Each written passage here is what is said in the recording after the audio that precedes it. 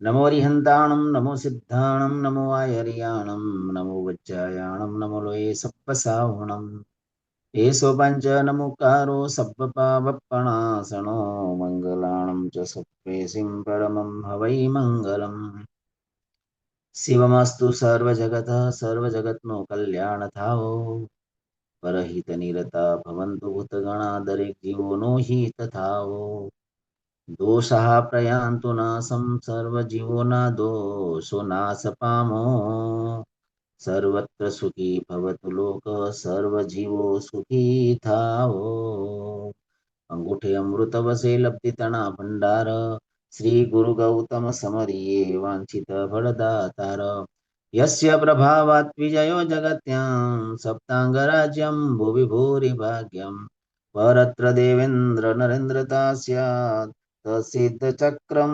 विदधातु सिद्धिम् अनंत उपकारी करुणाना सागर एवा वितराग परमात्मा सर्वजीवोना कल्याणने માટે ધર્મરૂપી તીર્થની સ્થાપના કરતા હોય છે. ગણધર ભગવંતોએ અનેક સૂત્રોની રચના કરીને મહામંગલકારી એવો સાધનાનો માર્ગ આપણને બતાવ્યો છે. અનાદિ અનંત કાળથી કર્મના જંજાળમાંથી ફસાયેલો આ આત્મા ચારે ગતિની અંદર પરિભ્રમણ કરી રહ્યો છે. આત્મા વિભાવ દશામાં હજુ રમી રહ્યો છે. સ્વભાવ દશા એટલે સિદ્ધ અવસ્થાને જો પામવું હોય તો આપણે સિદ્ધ પદને આપણે વંદના કરવાની છે. સૌ પ્રથમ આજે ગઈકાલની જે અરિહંત પરમાત્માની વાત બાકી હતી પહેલા પૂર્ણ કરીએ. અરિહંત પ્રભુનો પુણ્ય વૈભવ કેવો છે કે એમના નામ માત્રથી આદિ વ્યાધિ અને ઉપાધિ બધું ઓગળી જતું હોય છે. શ્રદ્ધાપૂર્વક બહુમાનપૂર્વક જો નવકાર મહામંત્રની સાધક સાધના કરે તો સિદ્ધિ અવશ્ય પ્રાપ્ત થાય છે. મંત્રનો જો રાજા હોય તો નવકાર મંત્ર છે. યંત્રનો જો કોઈ પણ રાજા હોય તો સિદ્ધ ચક્ર યંત્ર છે. અને તંત્રનો જો રાજા હોય તો સામાયિકની વિશિષ્ટ કોટીની એક સાધના છે, તે તંત્ર છે. યંત્ર, મંત્ર અને તંત્ર ત્રણેય આત્માને માટે શુદ્ધ સ્વરૂપની ભૂમિકામાં લઈ જવા માટે નિમિત્ત ભૂત છે, આલંબન રૂપ છે. તમને અને મને જે મળ્યું છે પ્રચંડ પ્રચંડ પુણ્યના ઉદયથી મળ્યું છે. અનંત પુણ્ય રાશિ જ્યારે એકઠી થાય ત્યારે 10 દ્રષ્ટાંતે દુર્લભ એવો મનુષ્ય ભાવ પ્રાપ્ત થતો હોય છે. શાસ્ત્રમાં એના 10 દ્રષ્ટાંત છે. એકા દ્રષ્ટાંત વિચારીને પરમા અરિહંત પ્રભુના પુણ્યના વિભવને આપણે વિચારીએ. માની લો મેરુ પર્વત 1 લાખ યોજનનો છે. એ 1 લાખ યોજનના મેરુ પર્વત ઉપર કોઈ હૃષ્ટપુષ્ટ માણસ એક બાલદીમાં સરસવના દાણા લઈને ઉપર જાય, આ કલ્પના કરવાની છે. અને છેક મેરુ પર્વતની ટોચ ઉપર જાય, જોરદાર વાવાઝોડું આવી રહ્યું છે. બાલદીમાં રહેલા જે દાણા, એ દાણાને ઉપર રહેલો વ્યક્તિ ચારે બાજુ ફેંકે, દાણા ક્યાં વિખરાઈ જાય. હવે વ્યક્તિ નીચે ઉતરે. હવે એને કહેવામાં આવે બાલદીમાં જે દાણા હતા એ દાણા તું શોધવા માટે જા. જેટલા દાણા હતા બધા દાણા તું મેળવી લે, એક પણ દાણો ઓછો નહીં. મહા મહેનત પુરુષાર્થ કરે, કોઈકની સહાયતા લે, પણ આ દાણા એ જ દાણા મેળવવા બહુ મુશ્કેલ છે. છતાં જ્ઞાનીઓ કહે છે કે બહુ મહેનત કર દે તો કદાચ હજુ દાણા મળી જાય, સરસવના દાણા હજુ મળી જાય એ શક્ય છે. પણ મનુષ્ય ભાવ એકવાર મળ્યા પછી બીજી વાર મનુષ્ય ભાવને મેળવવો અતિ દુર્લભ છે. તો આવો મનુષ્ય ભાવ તમને અને મને મળ્યો છે. ખરેખર કંઈક પામીને જવું છે, કંઈક લઈને જવું છે. એમને જીવન પૂરું નથી કરી દેવું. અત્યાર સુધી આપણે એમને જીવન પૂરા કરી દીધા, પરંતુ મનુષ્ય ભવની અંદર જ સાધના થઈ શકે છે. આધિ, વ્યાધિ અને ઉપાધિ. આધિ છે તે મનની પીડા છે, વ્યાધિ છે તે શરીરની પીડા છે, અને ઉપાધિ છે તે ફેમિલીની પીડા છે, બહારની પીડા છે. ક્યારેક મન ડિસ્ટર્બ થાય, મન અસ્થિર થઈ જાય. એક શાયર શાયરીમાં કહે છે, સુંદર ફર્સ્ટ ક્લાસ फ्लैट है, सोनी टीवी का सेट है, कपड़ा भी अप टू डेट है, लेकिन मन अपसेट है. આનંદગંજી મહારાજા મન માટે ઘણી બધી વાતો કરી. મન સાધ્યું તેને સઘળ્યું સાધ્યું, એ કહી વાત નવી મોટી. મનને સાધવું કોઈ ખાવાના ખેલ નથી. મનને સાધવા માટે કેટલી બધી મહેનત અને પુરુષાર્થ કરવો પડે. તો આધિ મોહનીય કર્મના ઉદયથી આવે છે.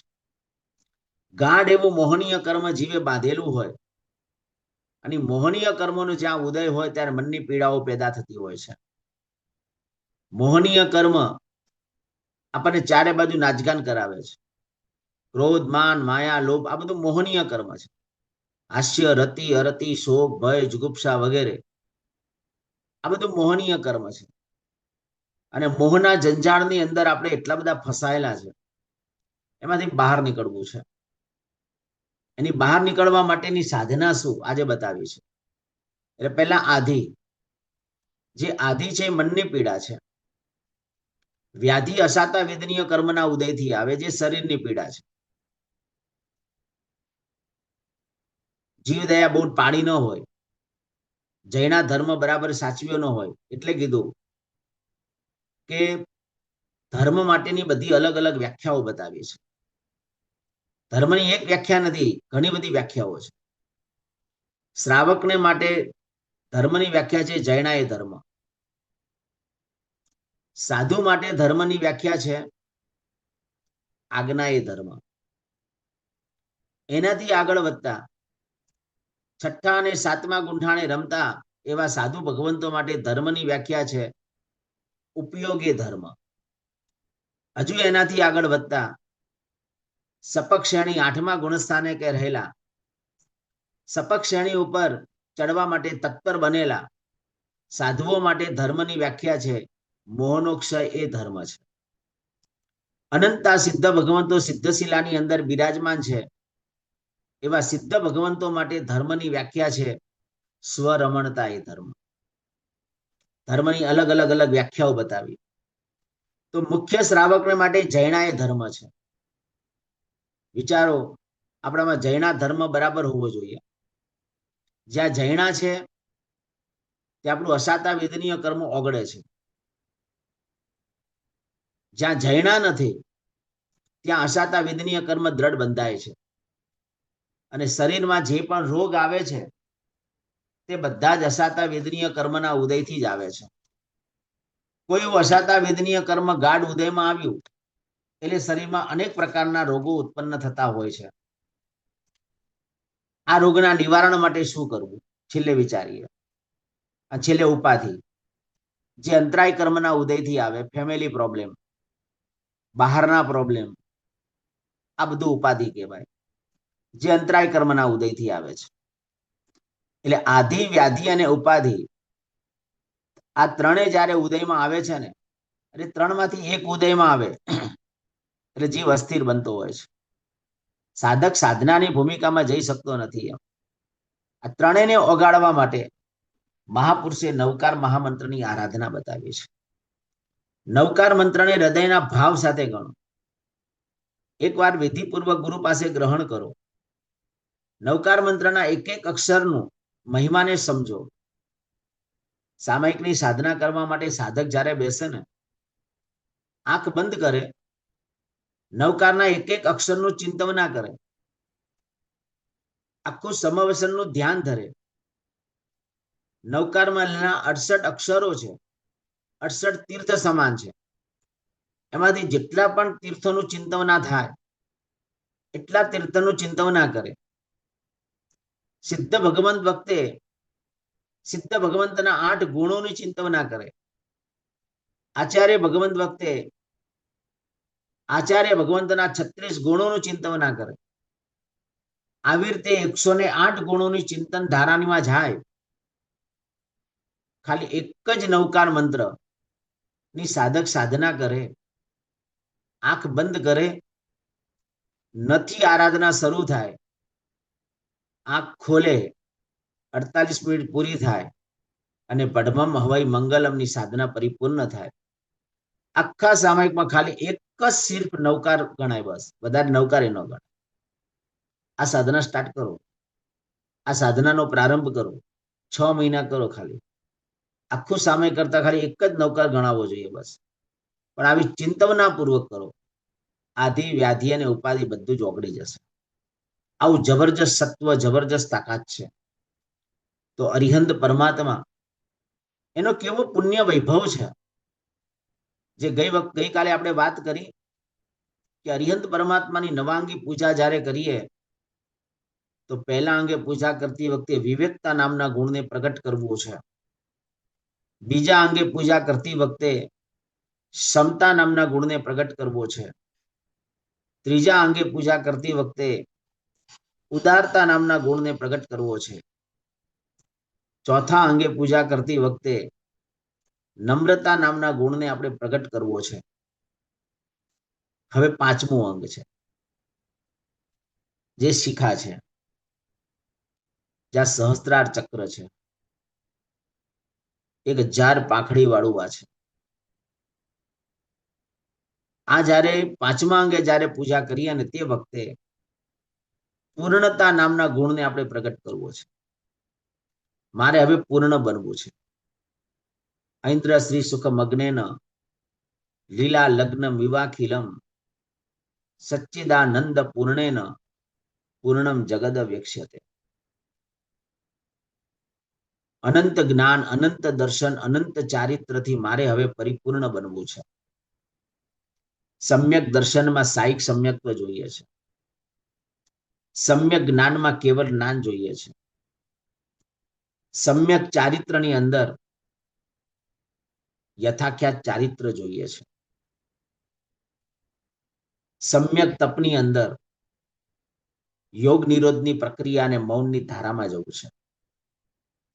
બસ આ ભૂમિકામાં જ્યારે જશું ને ત્યારે આપણે 100% પૂર્ણતાની ભૂમિકા સુધી પહોંચી શકશું. અને પૂર્ણતા સુધી પહોંચવા માટે જ આપણે 5મા અંગે પૂજા કરવાની છે. ઉત્કૃષ્ટ કોટીના બહુમાન પૂર્વક ભાવ ધારા સાથે કરવાની છે. ખાલી એમને નથી કરી લેવાની, ગભરામાં કાંઈ બોલવાનું નથી. ખાલી માત્ર અનુપ્રેક્ષા કરવાની છે. પ્રભુ, તારો ઉપકાર છે કે આજે પૂજા કરવાનું એક સદભાગ્ય મને પ્રાપ્ત થયું છે. ખાલી ક્રિયાત્મક તરીકે ધર્મ નથી કરવાનો. ધર્મ એવો કરવાનો છે કે ડાયરેક્ટ સકામ નિજરા થાય. સકામ નિજરાની ભૂમિકા સુધી પહોંચવા માટે ધર્મની આરાધના અને સાધનાઓ કરવાની છે. 6ઠ્ઠા અંગે પૂજા કરતી વખતે કપાળે તેજસ્વીતા નામના ગુણને આપણે પ્રગટ કરવો છે. આપણું બ્રહ્મચર્ય નામનું તેજ પાવરફુલ બને એના માટેની આખી એક આ 6ઠ્ઠા અંગની એક સાધના છે. તીર્થંકરોના બહુમાન જગતમાં આદિ અને યશ નામ કર્મને પાવરફુલ કરે છે. દેશના વડાપ્રધાનનું બહુમાન કરવાનું સદભાગ્ય આપણને પ્રાપ્ત થાય, કેટલો બધો આનંદ આવે, કેટલી બધી ખુશી હોય. કપડા પણ કેવા અપ ટુ ડેટ કપડા પહેરીને જઈએ. કેટલાય જણને કહીએ કે દેશના વડાપ્રધાનનું બહુમાન મારા હાથે થવાનું છે. આ 3 લોકનો વડા છે, ઉપકારી છે આપણા. ભગવાન મહાવીર સ્વામીએ 30 વર્ષ સુધીની આપણને દેશના આપી છે. અનહદ ઉપકાર આપણા ઉપર મહાપુરુષે કર્યો છે. એમનું બહુમાન કરવા માટે આપણે જઈ રહ્યા છે. એટલે આપણી પૂજા જોડી પણ કેવી હોવી જોઈએ? ઉત્તમ ને ભારેમાં ભારે હોવી જોઈએ. શક્તિ સંપન્ન શ્રાવક રોજ પૂજા જોડી નવી બદલે. શક્તિ સંપન્ન 12 મહિનાની 365 પૂજા જોડી હોય. શક્તિ સંપન્ન શ્રાવક માટે વાત કરું છું. જેનામાં શક્તિ ન હોય તો દર મહિને 30 પૂજા જોડી રાખે, રોજે રોજ પૂજા જોડી બદલે મહિના સુધી. એની પણ શક્તિ ન હોય, છેલ્લે 7 પૂજા જોડી રાખે, 7 દિવસની 7 પૂજા જોડી રાખે અને બહુમાનપૂર્વક પ્રભુની ભક્તિ અને પૂજા કરવા માટે જાય. તેજસ્વીતા નામના ગુણને પ્રગટ કરવા માટે, બ્રહ્મચર્ય નામના તેજને પાવરફુલ કરવા માટે છે. કહેવાય જેનું બ્રહ્મચર્યનું તેજ પાવરફુલ થઈ ગયું ને, એ માણસ વચન સિદ્ધ પુરુષ કહેવાય. પોતાના મોઢામાંથી મુખમાંથી જે વચન નીકળે ને, એ વચન કંટારી જાય. એનું વચન ક્યારે પણ એડે ન જાય. એનું વચન સિદ્ધ વચન કહેવાય. તો બ્રહ્મચર્ય નામના તેજને પાવરફુલ કરવું હોય, આંખ બંધ કરીને પાલીતાણાના ગિરિરાજની ચિંતવના કરીને ઓમ રીમ અહમ નમો 14 વીણમ આ પદની સાધક સાધના જો કરે, તેના બ્રહ્મચર્યના તેજને પાવરફુલ પોતે બનાવી શકે છે. આટલું જબરજસ્ત, અદ્ભુત, મંગલકારી આ મંત્રની અંદર એક દિવ્ય શક્તિઓ પડેલી છે. પરંતુ એટલું યાદ રાખવાનું, કોઈ પણ આરાધના સ્ટાર્ટ કરીએ એની પહેલા ગુરુની આજ્ઞા લઈ લેવાની. ગુરુ પાસેથી બહુમાનપૂર્વક આ મંત્ર લઈ લેવાનો અને પછી આરાધનાનો પ્રારંભ કરીએ તો અવશ્ય સિદ્ધિ આપણને પ્રાપ્ત થતી હોય છે. ત્યારબાદ 7મા અંગે કંઠે પૂજા જ્યારે કરીએ ને, ત્યારે બસ આપણે આપણા જીવનની અંદર એક કોમળતા નામના ગુણને પ્રગટ કરવા માટે આપણે કંઠે પૂજા કરવાની. મધુરતા નામના ગુણને પ્રગટ કરવા માટે આપણા જીવનમાં મધુરતા આવે, આપણા શબ્દો પણ એક મધુર નીકળે. 2 શબ્દના તોફાન આખું મહાભારત સર્જાઈ ગયું. અંધે કા પુત્ર અંધા, આટલું શબ્દ દ્રૌપદી બોલી, મહાભારતનું સર્જન થઈ ગયું. આ પણ શબ્દ એક ભગવાન છે, અક્ષરો એક ભગવાન છે. એટલે આપણા મુખમાંથી ગમે તેવા અક્ષરો પણ નીકળવાના છે. જેના મુખમાંથી નિંદનીય વચનો નીકળે છે ને, સમજવાનું એના જીવનમાં સમ્યક દર્શન બહુ દૂર છે. માટે દુનિયાનું મોટામાં મોટું પાપ તો કે નિંદા, એ મોટામાં મોટું પાપ છે. નિંદાથી બીજું મોટું દુનિયાનું કોઈ પાપ છે જ નહીં. એટલે જીવનમાં ક્યારેય કુવચનો નહીં બોલવા, સૂત્ર પ્રર્પણા ક્યારેય નહીં કરવી. ભગવાન મહાવીર સ્વામી મરીચીના ભવની અંદર તિથમ્પી અહ્યમ્પી આટલો શબ્દ બોલ્યા તો પ્રભુનો પણ સંસાર વધી ગયો. એટલે જીવનમાં એક મધુરતાનો ગુણ પ્રગટ થાય, આપણા શબ્દો ઉપર કંટ્રોલ રહે, આપણે શબ્દના ગુલામ ન બનીએ, એના માટે કંઠે પૂજા કરવાની છે. આ ઉત્કૃષ્ટ કોટીના ભાવની ધારામાં જવાના પ્રયત્નો કરવાના છે. આમ બોલતા બોલતા મરડી જવું જોઈએ. ભગવાન, અત્યાર સુધી મારો જે સંસાર જે વધી રહ્યો છે ને, બસ શબ્દોના કારણે વધ્યો છે. ઘણી વાર આપણે બોલીએ કે આ માણસ ખરાબ છે, બોલતા તો બોલી નાખ્યું, બહુ વિચાર્યું નહીં, ચિંતવના ન કરી, કશું ન કર્યું. નિશ્ચિત સૂત્રમાં લખ્યું છે, કોઈની એકની પણ નિંદા કરવામાં આવે એનું પ્રાયશ્ચિત કેટલું આવે, એનું પ્રાયશ્ચિત બતાવ્યું છે. કોઈની એકની નિંદા કરીએ ને તો પ્રાયશ્ચિત બતાવ્યું 66 કરોડ માસક સમણનું પ્રાયશ્ચિત છે, ખાલી નિંદાના વચનો. એટલે નિંદા એ મોટામાં મોટું પાપ છે. પરમાત્માની જ્યારે એક બાજુ પૂજા કરતા હોઈએ, કંઠે પૂજા કરીએ, અને બીજી બાજુ નિંદાના વચનો નીકળતા હોય, તે આરાધક પૂજા કરવાને લાયક નથી. હૃદય જ્યારે પૂજા કરીએ ને, ત્યારે હૃદય પૂજા કરતી વખતે જીવનમાં બસ એક એવી ભાવધારામાં જવાનું છે કે મારા જીવનમાં સરળતાનો ગુણ પ્રગટ થાય, મારામાં ક્યારે માયા ન રમાય, આઠમા અંગે હૃદય કમળ ઉપસમ પડે બાળ્યા રાગ અને દોષ. એવી ભાવધારામાં જવાનું છે કે મારા જીવનમાં સરળતાનો ગુણ પ્રગટ થાય. શું આ પરમાત્માનો વિશિષ્ટ કોટીનો પુણ્યનો વૈભવ છે. પૂજા પ્રભુની કરીએ, ગુણો આપણા પ્રગટે, પણ બહુમાનપૂર્વક આ આરાધનાની ભક્તિ કરવામાં આવે તો છેલ્લે જ્યારે નાભીએ જ્યારે પૂજા કરીએ ને ત્યારે આપણા જીવનમાં સ્થિરતા નામનો ગુણ પ્રગટ થાય. એવી ભાવધારા સાથે આ નાભીએ પૂજા કરવાની છે. આ છે પરમાત્માનો પુણ્યનો વૈભવ. પ્રભુનો પુણ્યનો વૈભવ કેવો?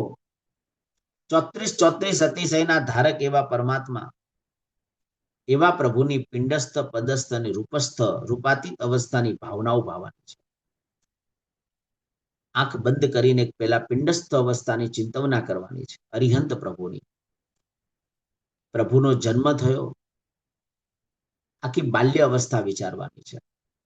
પ્રભુને મેરુ પર્વત ઉપર લઈ ગયા, દેવોએ અભિષેક કર્યો, આવી ચિંતવના બાલ્ય અવસ્થા.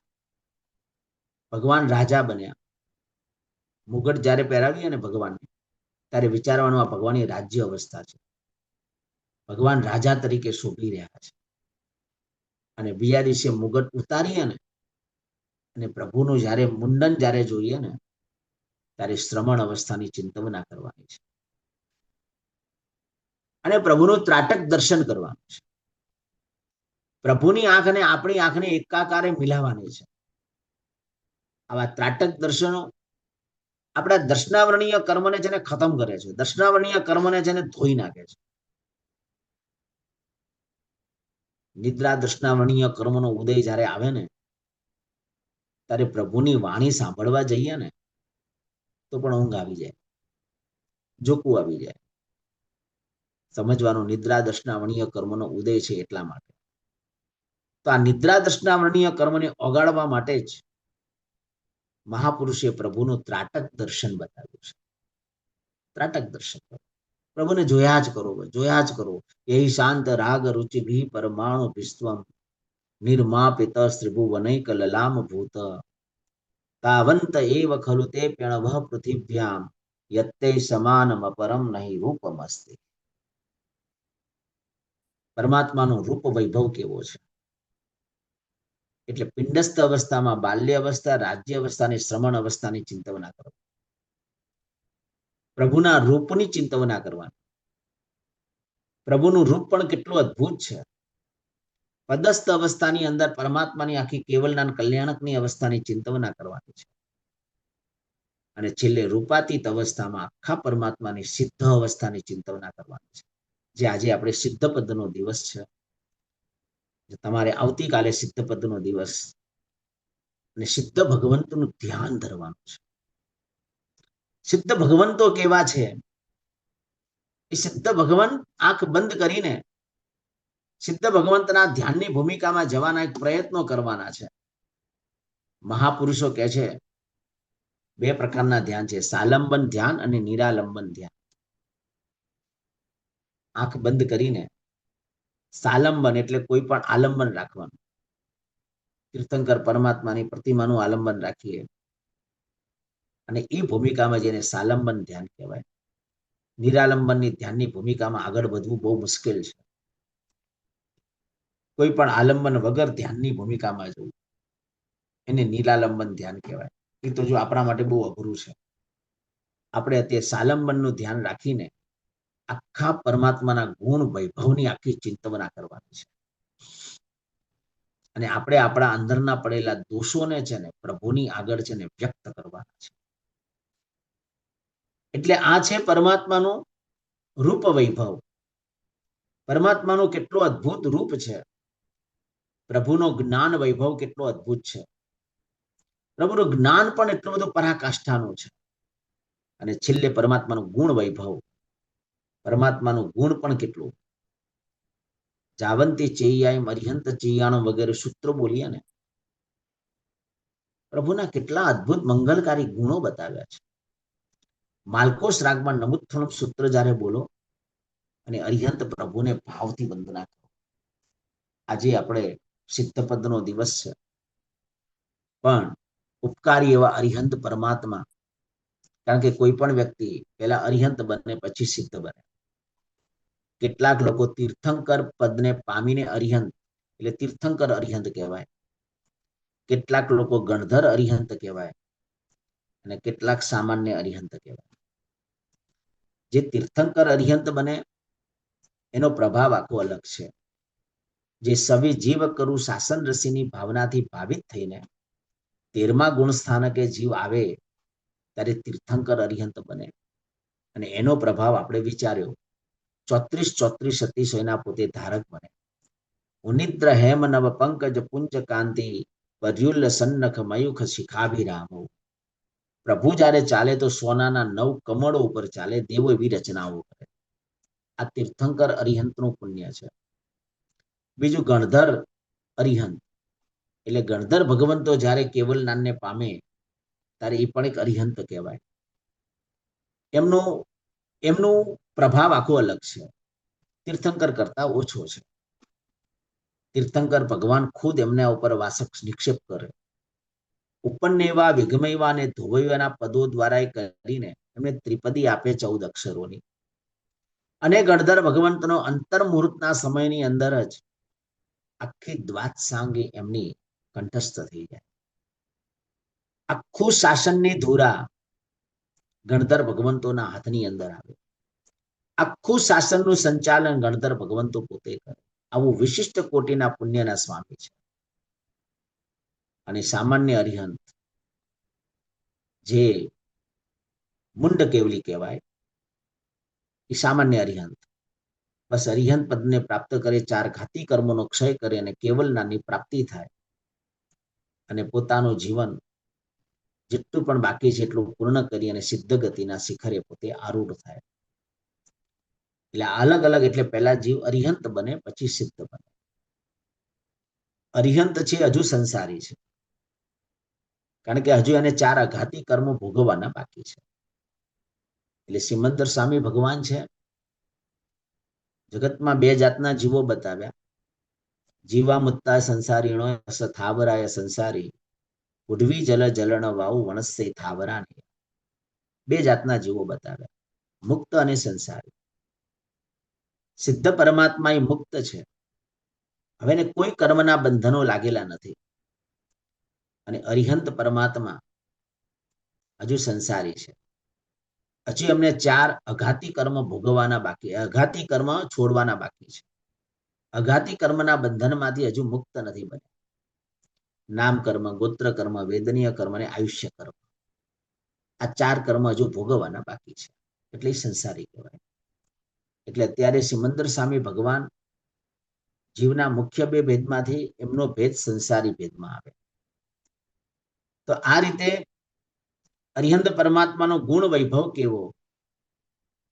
તો નમુત્થુણમ સૂત્ર જ્યારે બોલી અને અરિહંત પ્રભુને વંદના કરીએ તો હૃદયના ભાવ સાથે આજે મંગલકારી તમારે અરિહંત પદનો દિવસ છે, તો માલકોસ રાગની અંદર એકવાર નમુત્થુણમ સૂત્ર તમને સંભળાવું અને પછી આપણે અરિહંત પરમાત્મા સિદ્ધ પ્રભુની વાત કરીને ચિંતવના કરીને આપણે સિદ્ધ પદની આરાધનાની અંદર આગળ વધીએ. 2 હાથ જોડી અનુકૂળતા હોય યોગ મુદ્રામાં. આ સમાધિની મુદ્રા છે. જીવનમાં જ્યારે પણ મન ડિસ્ટર્બ થાય ત્યારે આ 2 હાથ જોડી યોગ મુદ્રામાં આંખ બંધ કરીને નમુત્થુણમ સૂત્ર માલકોસ રાગમાં ગાજો. જરૂર મન ધીરે ધીરે ધીરે ધીરે શાંત થઈ જશે. કારણ અરિહંત પરમાત્માના ગુણોનો વૈભવ આ નમુત્થુણમ સૂત્રની અંદર મહાપુરુષે વર્ણવ્યો છે. ચાલો ભાવોલ્લાસ સાથે નમુત્થુણમ પદને સરસ મજાના ભાવોલ્લાસપૂર્વક આપણે એનું સ્મરણ કરીએ. નમુત્થુણમ અરિહંતાણમ ભગવંતાણમ માઈકરાણમ તીર્થયરાણમ નમોત્થુણમ સ્વયં સંબુદ્ધાણમ નમોત્થુણમ પુરીસુત્તમાણમ लोगोत्तमाणं पुरीशसिंहाणं पुरीशवरपुण्डरीयाणं पुरीशवरगन्धत्थिणं नमोत्तुणं लोगोत्तमाणं लोगनहाणं लोगपैवाणं लोगपज्जोऽगराणं नमोत्थुणम् अभयदयाणं चक्षुदयाणं मग्गदयाणं शरणदयाणं भोहिदयाणं नमोत्तुणम्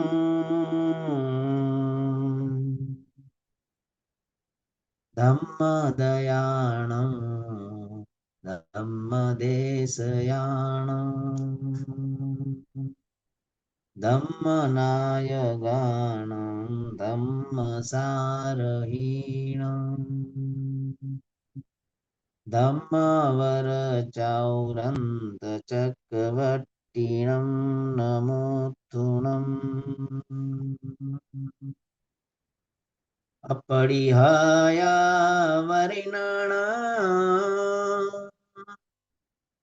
दंसनधराणं वियट्टछौमाणं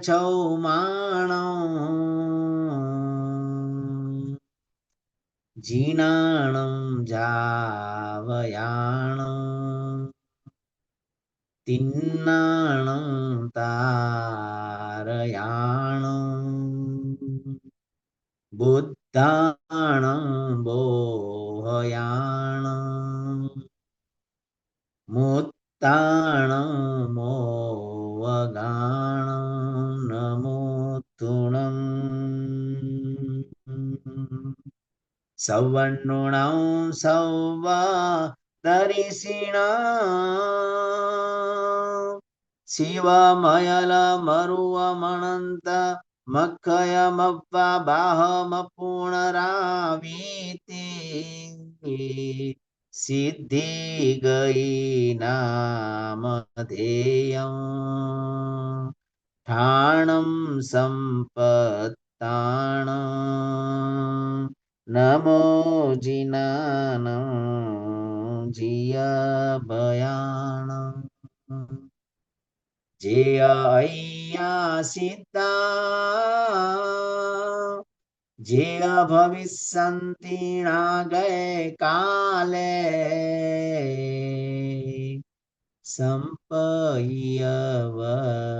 सम्पय्यवर्तमाना सौपेति विहेन वन्दामि सौपेति विहेन वन्दामि હૃદયના ભાવ સાથે મંગલકારી એવા ક્યારેક મહિનામાં એકાદ વાર 15 દિવસે એકાદ વાર પ્રભુની આગળ નમુત્થુનમ સૂત્ર આ રીતે બોલો અને પ્રભુના ગુણના વૈભવનું આખું ચિંતવના કરો. ખરેખર મનની સ્થિરતા જોરદાર આવશે. આ બધું અનુભવ કરશો એટલે ખ્યાલ આવશે. આવા અરિહંત પરમાત્માને અહોભાવપૂર્વક આપણે વંદના કરીએ. ઘણું બધું અરિહંત પદ ઉપર છે, પણ અત્યારે અરિહંત પદ ઉપર હવે આગળ બધું બહુ વિચારવું નથી. ખાલી એટલું વિચારી લઈએ, ખાલી નવકાર મહામંત્રમાં પહેલું આખું અરિહંત પદ છે. આ બાજુ પર્યુષણ મહાપર્વના દિવસો જ્યારે આવે અને પહેલા દિવસે 5 કર્તવ્યના પ્રવચનો સાંભળ્યું. એ 5 કર્તવ્યમાં ચૈત્ય પરિપાટી નામનું જે કર્તવ્ય ને નમો અરિહંતાણમ પદ સાથેનો આખો સંબંધ છે. કારણ કે ચૈત્યને જોહારવા છે.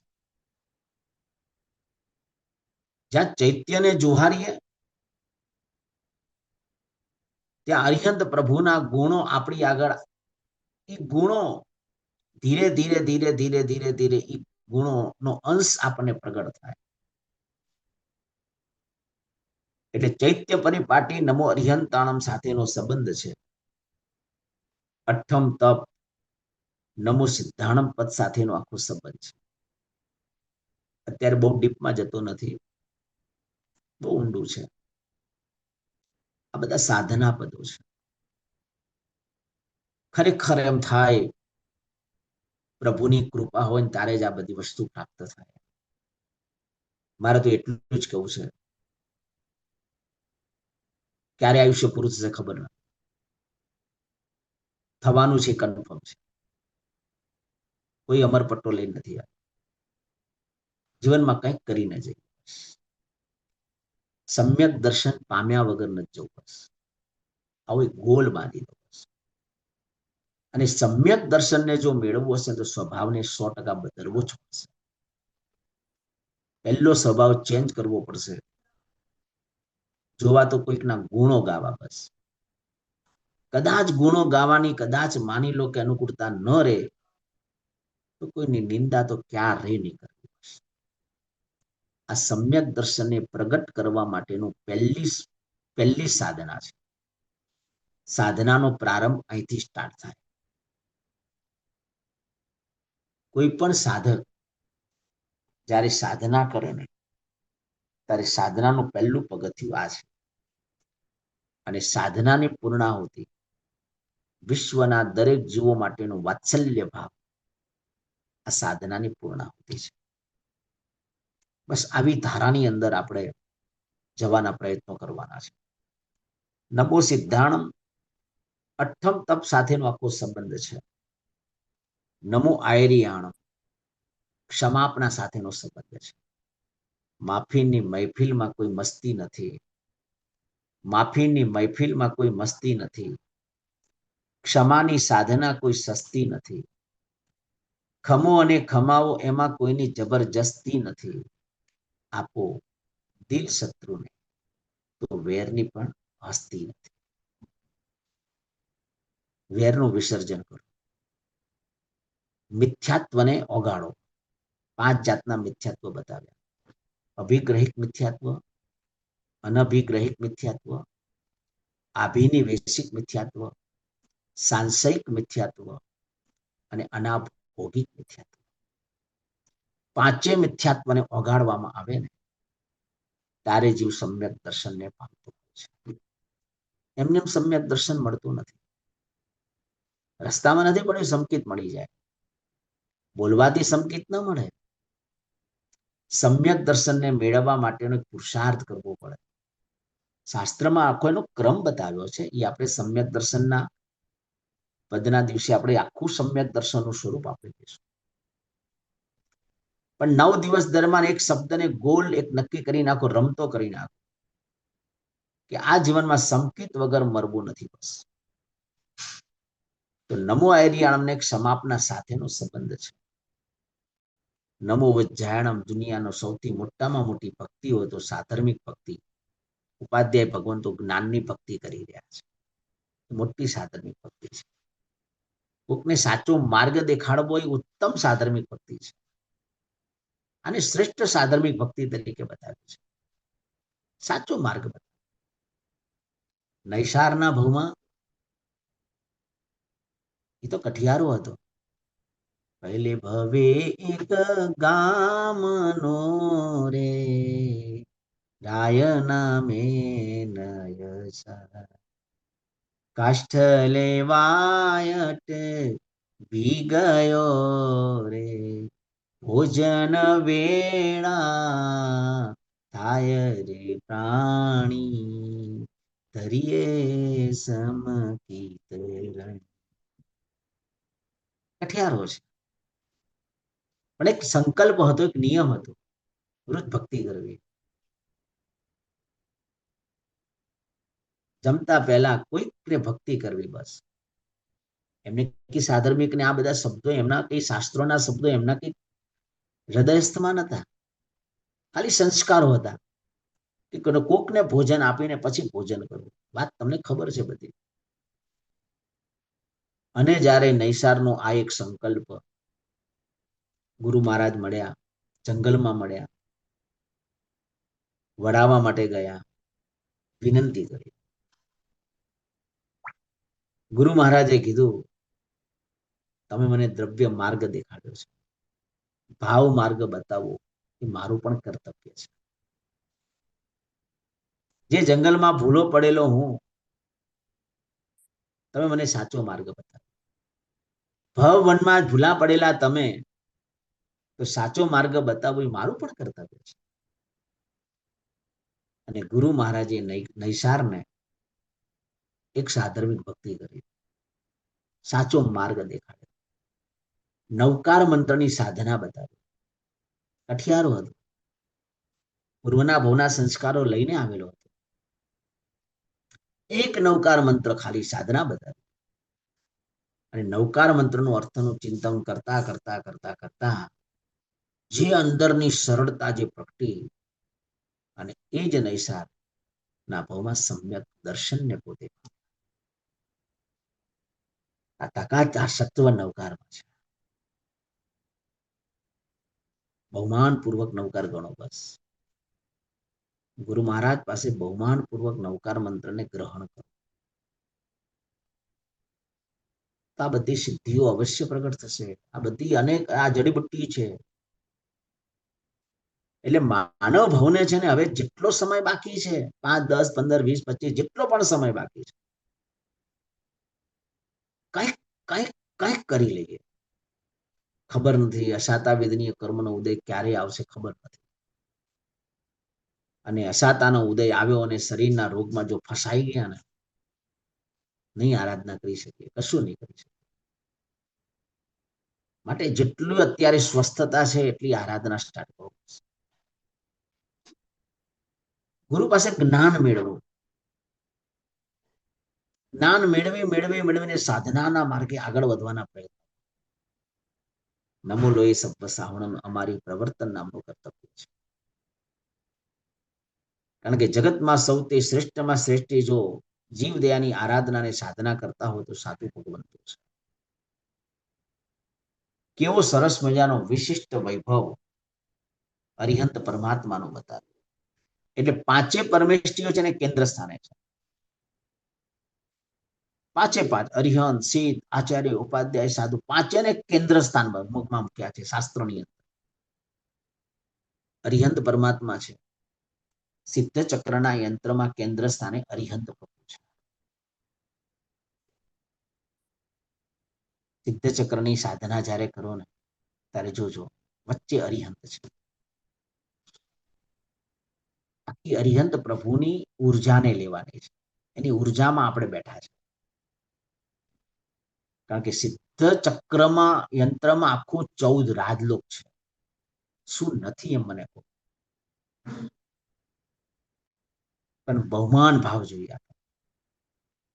જિનાલયમાં યંત્ર છે અને ચલો આ સિદ્ધ ચક્ર યંત્ર છે ને એમને પૂજા કરી લઈએ, ઠીક છે, દ્રવ્ય પુણ્ય બંધાશે, ના નથી. એના માટેનો આદર ભાવ કેટલો છે.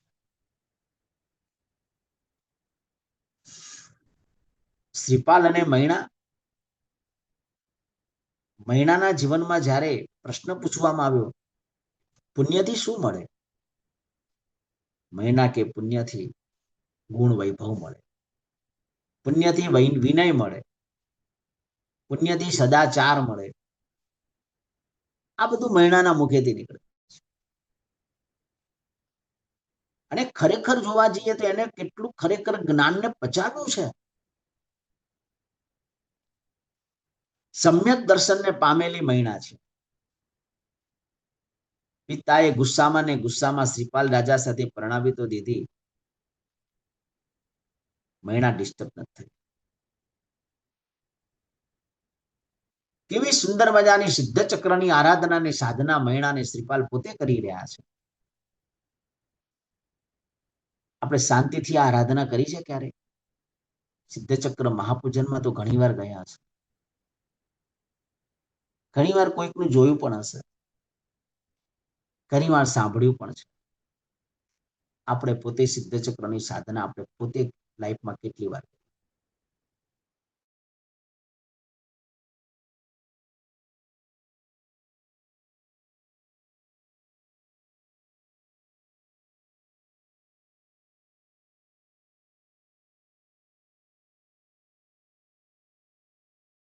એટલો સમય નથી, પણ છતાં જ્યાં જ્યાં એવું લાગશે ત્યાં તમને થોડું થોડું જરૂર બતાવીશ. સિદ્ધ ચક્રની અંદર એક અનાહત નામનું પૂજન આવે છે. 9 વલયમાં, આ વલયમાં નથી પણ એક એક્સ્ટ્રા છે, અનાહત નામનું પૂજન છે. આહત અને અનાહત. આહત એટલે બોલવું, અનાહત એટલે મૌનની ધારામાં. એટલું યાદ રાખજો, આજે નહીં તો કાલે, તમારે કે મારે કમ્પલસરી મૌનમાં જવું પડશે. કમ્પલસરી. તીર્થંકરો પણ જુઓ, કેવલનાની પ્રાપ્તિ થયા પછી દેશના આપે, તો કેટલાક તીર્થંકરો છેલ્લા 1 મહિના મૌનમાં ગયા. કેટલાક તીર્થંકરો છેલ્લા 3 દિવસ મૌનમાં ગયા. ભગવાન મહાવીર છેલ્લા અંતર્મુહૂર્તમાં મૌનમાં ગયા. તો જ યોગ નિરોધની પ્રક્રિયા થાય, બાકી યોગ નિરોધની પ્રક્રિયા થાય જ. યોગ નિરોધની પ્રક્રિયા 13મા ગુંઠાણાના અંતે થાય. કમ્પલસરી કરવી જ પડે. પછી જીવ 14મું ગુણ સ્થાનક પ્રાપ્ત કરીને સિદ્ધ શિલાની અંદર પોતે આરૂઢ થાય. તો યોગ નિરોધની પ્રક્રિયામાં મૌનમાં જવું પડે. મૌન વગર યોગ નિરોધની પ્રક્રિયા છે જ. તો અનાહત દેવ અને ઓમ રીમ અનાહત દેવાય સ્વાહા, 16 વખત એનું પૂજન કરવાનું આવે. અને 16 વખત પૂજનની અંદર પૂજન કર્યા પછી આંખ બંધ કરીને ભાવધારામાં જવાનું છે. ઓછું બોલવું, જરૂર પૂરતું બોલવું છે. ધીરે ધીરે ધીરે ધીરે ધીરે ધીરે મૌનમાં જતું રહેવું છે. પછી અનાહત દેવની પ્રાર્થના કરવાની છે. અત્યારે સાચું કહું ને, આ સાધના અત્યારે હોળીમાં દિવસે એકદમ જાગ્રત છે. અત્યારે ખાસ કરવી જોઈએ. અત્યારે તો ચૈત્ર મહિનો ચાલે છે. સાધનાનો પ્રારંભ ચૈત્ર મહિનાથી થાય. શક્ય હોય તો કદાચ આરાધના ન કરી શકીએ તો સિદ્ધ ચક્ર યંત્રના દર્શન તો ખાલી કરજો બહુમાનપૂર્વક, અને 3 પ્રદક્ષિણા આપજો. 9 દિવસમાંથી કોઈ પણ એક દિવસ 3 પ્રદક્ષિણા આપો સિદ્ધ ચક્ર. સરસ જગ્યાએ ગોઠવી દો, સિંહાસનમાં કે ક્યાંય પણ વ્યવસ્થિત જગ્યાએ. પછી એને બહુમાનપૂર્વક 3 પ્રદક્ષિણા. 9 દિવસમાંથી એક દિવસ કરજો. કદાચ જિનાલે જવાનું ન થાય અને ઘરમાં કદાચ સિદ્ધ ચક્ર યંત્ર હોય તો એને પણ ઘરમાં વ્યવસ્થિત રાખીને એને પ્રદક્ષિણા. ઘરમાં કદાચ આપણી પાસે યંત્ર ન હોય તો ફોટો ખાલી હોય આપણી પાસે. અત્યારે તો મોબાઈલમાં ફોટા મળી જશે. અને ફોટાને કોપી કરાવીને એકવાર વચ્ચે રાખીને એને પણ એક પ્રદક્ષિણા 9 દિવસમાંથી કોઈ પણ એક દિવસ તમને 9 હવે આપો તો ઉત્તમ. કદાચ 9 દિવસ તમે પ્રદક્ષિણા ન આપી શકો તો એક વખત તો પ્રદક્ષિણા આપજો. બહુમાન પૂર્વક એની આરાધના કરજો. શું પછી તમને જો એ સિદ્ધ ચક્ર ક્યાં લઈ જશે, તમને સિદ્ધિ ગતિના શિખરે સુધી પહોંચાડશે. એટલે પંચ પરમેષ્ઠી કેન્દ્રના સ્થાને છે. એટલે અરિહંત પરમાત્મા સિદ્ધ ચક્રના યંત્રમાં કેન્દ્રના સ્થાને અરિહંત પરમાત્મા છે. સિદ્ધ ભગવંતો લોક અને અલોકના વચ્ચે કેન્દ્રના સ્થાનમાં છે. લોક અને અલોકના વચ્ચે છે. આચાર્ય ભગવંતો પંચ પરમેષ્ઠીના કેન્દ્રના સ્થાને છે. પંચ પરમેષ્ઠી છે અરિહંત સિદ્ધ આચાર્ય ઉપાધ્યાય સાધુ. આચાર્ય 3જા નંબરના છે. આ બાજુ અરિહંત સિદ્ધ, વચ્ચે આચાર્ય, પછી ઉપાધ્યાય સાધુ. ઉપાધ્યાય ભગવંતો ગુરુ તત્વના કેન્દ્રના સ્થાને છે. ગુરુ તત્વ 3 છે, આચાર્ય, ઉપાધ્યાય અને સાધુ. આ બાજુ આચાર્ય, આ બાજુ સાધુ, વચ્ચે ઉપાધ્યાય છે. અને સાધુ 9 પદમાં કેન્દ્રના સ્થાને છે. 9 પદ જુઓ, અરિહંત સિદ્ધ આચાર્ય ઉપાધ્યાય સાધુ, પછી દર્શન જ્ઞાન ચારિત્ર અને તપ. ચાર આ બાજુ વચ્ચે. બોલો કેવું મંગલકારી પંચ પરમેષ્ઠી બધા કેન્દ્ર સ્થાને મળ્યું. આ પંચ પરમેષ્ઠીને આ રીતે વંદના કરે ને તો સ્વાભાવિક છે કે આપણે દરેક જગ્યાએ કેન્દ્રના સ્થાને એમને આપણું પુણ્ય ઉત્પન્ન થઈ જાય. આ દ્રવ્ય પુણ્યની વાત છે. દ્રવ્ય પુણ્ય એમને ઉત્પન્ન થાય. આ છે અરિહંત પરમાત્માનો ગુણ વૈભવ, મહામંગલકારી સિદ્ધપદ. ઉપકારીના ઉપકારોને યાદ કરવાનો દિવસ, ઉપકારીઓનું સ્મરણ કરવાનો દિવસ એટલે સિદ્ધપદ છે. શરૂઆત આપણી નિગોદમાં હતી. નિગોદની અંદર એક શ્વાસોશ્વાસમાં 17.5 ભવ આ જીવે કર્યા છે.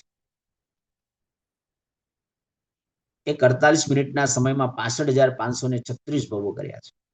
65,536 સુલ્લભ ભવ આપણે કર્યા છે. જગતમાં સૌથી દુઃખની વેદના નરક કરતા પણ અતિ ભારે તો કે નિગોદમાં છે. નરકની અંદર એક મર્યાદા છે. એકવાર જીવ નરકમાં જાય ને, અત્યારે તો 7 નરક છે પણ નહીં, 7મી નરકનો દરવાજો આપણા માટે અત્યારે ખુલ્લો નથી. મેક્સિમમ અત્યારે આપણે 2 નરક ગતિ સુધી જઈ શકીએ. મહાવિદ્ય ક્ષેત્રમાં રહેલા જીવો એમને એ વાત તીવ્ર સંકલિષ્ટ પરિણામ આવે અને 7મી નરકે જાય. તમે ને હું અત્યારે 7મી નરકે જાય એવા પાપો કરી શકવાના પણ નથી. પણ છતાં નરકની અંદર હજુ આયુષ્યની મર્યાદા છે, મેક્સિમમ 33 શાકરૂપમ. નિગોદમાં કોઈ મર્યાદા નથી. એકવાર જીવ નિગોદમાં જાય ને પછી નિગોદમાંથી બહાર નીકળવું ને બહુ મુશ્કેલ છે. શાસ્ત્રમાં એની સ્વકાય સ્થિતિ બતાવી છે. દરેક ગતિની સ્વકાય સ્થિતિ છે. સ્વકાય સ્થિતિ એટલે એમાં ને એમાં ઉત્પન્ન થયું એને સ્વકાય સ્થિતિ કહેવાય. નરકના જીવની કોઈ સ્વકાય સ્થિતિ નથી. એક વાર જીવ નરકમાં ગયો, ફરીથી બીજી વાર નરકમાં તરત જ ન જાય. વચ્ચે 2-4 ભવ પછી જઈ શકે, તરત ન જાય. એટલે એની સ્વકાય સ્થિતિ નથી. એમ દેવલોકની પણ સ્વકાય સ્થિતિ નથી. પણ નિગોદની સ્વકાય સ્થિતિ શાસ્ત્રમાં અનંત ઉત્સર્પિણી અને અનંત અવસર્પિણી બતાવી છે. વિચાર કરો, એક ઉત્સર્પિણી કાળમાં 10 કોડાકોડી સાગરોપમ, 10 કોડાકોડી સાગરોપમ છે. બહુ મોટો કાળ છે. નરકમાં તો ખાલી 33 સાગરોપમનું જ આયુષ્ય છે, વધારે છે પણ. એટલે નરક કરતા નિગોદ ગતિમાં જવું, બહુ પાપ કર્યા હોય ને, તીવ્ર પાપ કર્યા હોય ત્યારે જીવને નિગોદ ગતિનો દરવાજો પ્રાપ્ત થાય. કયા પાપ કર્યા હોય તો જીવ નિગોદમાં જાય. પ્રમાદનું પાપ, પ્રમાદનું પાપ. આપણે પ્રમાદ કેટલો કરી રહ્યા છે. ખાતા ખાતા ટીવી જોવી આપણે એક પ્રમાદ છે. ખાતા ખાતા બોલવું એ પણ એક પ્રમાદ છે. કેટલો બધો પ્રમાદ કરી રહ્યા છે. આપણે અપમત્તની ધારામાં જવાનું છે. એટલે દુનિયાનું મોટામાં મોટું પાપ પ્રમાદ છે આમ, અને નિંદા. એટલે પ્રમાદ જેટલો વધારે કરીએ, આસક્તિ જેટલી એકેન્દ્રિયમાં વધારે હોય, એટલી આપણો નિગોદનો દરવાજો ખુલે. એટલે કીધું કે નિગોદની અંદર 48 મિનિટના સમયમાં જીવ 65,536 ભવ જન્મ અને મરણની દુઃખની વેદના અતિશય અતિશય અતિશય ભારે હોય છે. આપણે પણ ત્યાં જતા અવ્યવહાર રાશિમાં હતા. પહેલા અવ્યવહારમાંથી વ્યવહાર રાશિમાં આવવું, એક આત્મા મોક્ષે જાય પછી જીવ એક નિગોદમાંથી બહાર. આજે નમો સિદ્ધાણમ ઉપકારીઓના ઉપકારોને યાદ કરવાનો દિવસ છે. આજે કદાચ આંબિલ ન થાય એટલે આવતીકાલે તમારા માટે, પણ ઓમ રીમ નમો સિદ્ધાણમ આનો જાપ અવશ્ય કરજો, અવશ્ય કરજો. કારણ કે ઉપકારીના ઉપકારોને યાદ કરવાનો દિવસ છે. એમનો જાપ અવશ્ય કરવો. લાલ કલર છે, સાધક જ્યારે કોઈ પણ સાધના કરે ને આંખ બંધ કરીને, ત્યારે પહેલા છે ને કોઈ કલર નહીં આવે, એટલે ખબર જ નહીં પડે. પછી સાધનામાં આગળ વધે ને એટલે પેલા કાળો કલર દેખાશે.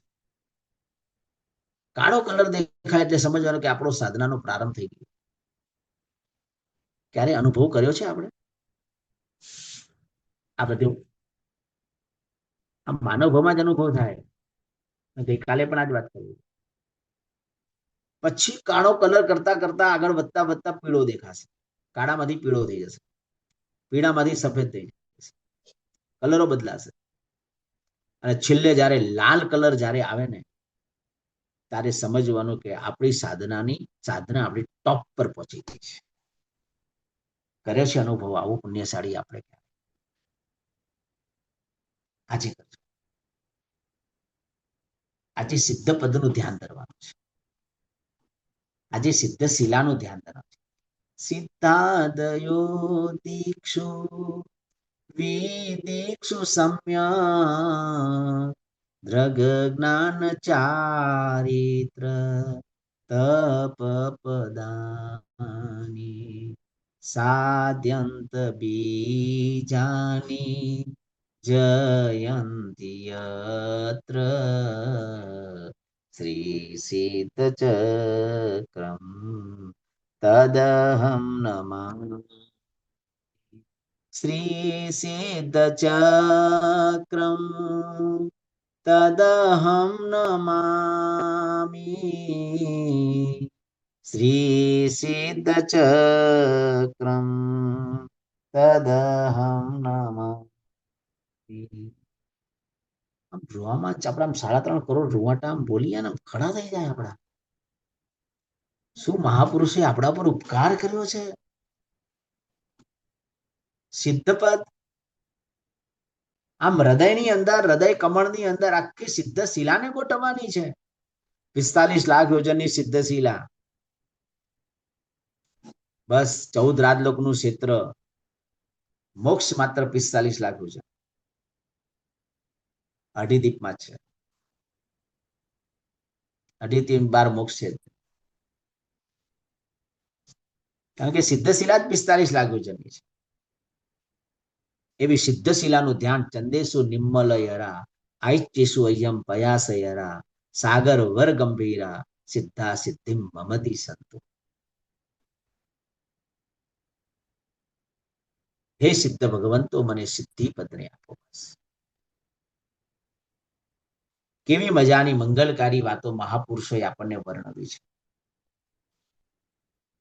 એવા સિદ્ધ પ્રભુ ના 8 ગુણો છે. સિદ્ધપદ ક્યાં સિદ્ધિપદ સુધી ત્યારે જ પહોંચાય 8 કર્મના બંધનમાંથી જીવ મુક્ત બને ત્યારે. એટલે સિદ્ધ ભગવંતો એકદમ શુદ્ધ છે. એના 4 વૈભવો છે.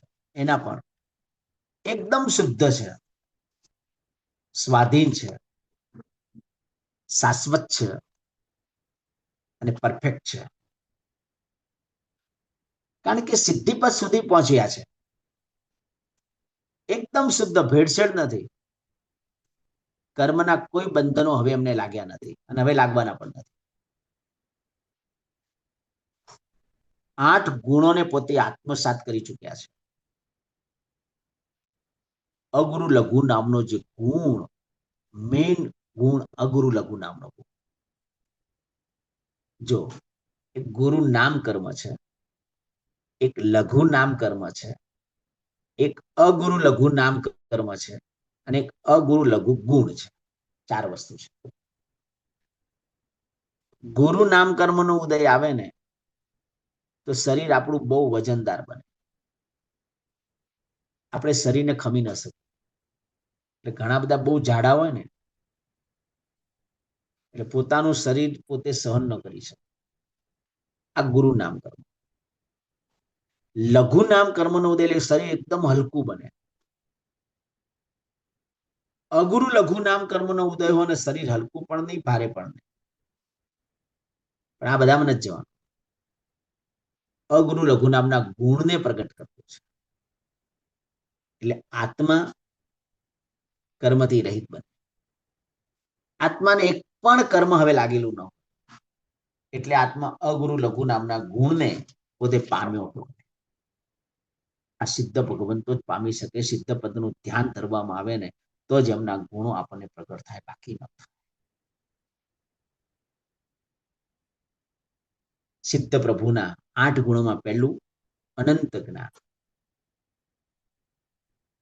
જે જ્ઞાનાવર્ણીય કર્મના ક્ષયથી અનંત જ્ઞાન નામનું ગુણ પ્રગટ થાય. જ્ઞાનાવર્ણીય કર્મનો સંપૂર્ણ ક્ષય જોઈએ.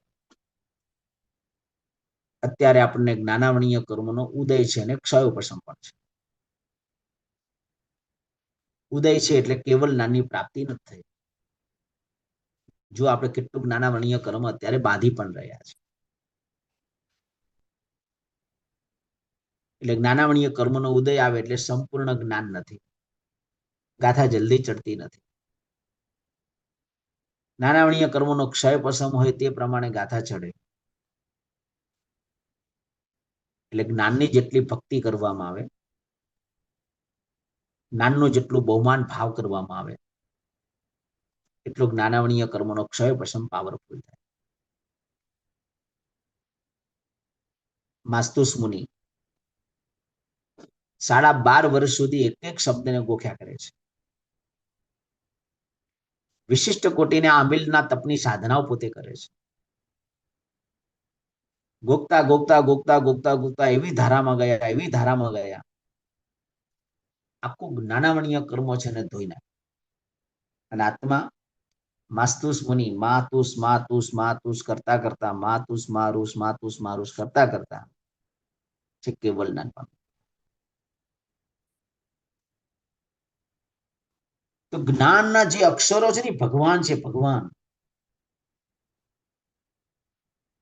એક એક સૂત્રો ભગવાનને પેલા 2 પ્રતિક્રમણના કે પંચ પ્રતિક્રમણનું પુસ્તક ખોલીએ ને તો એને પેલા ભગવાન તરીકે છે પેલા નમન કરો. બસ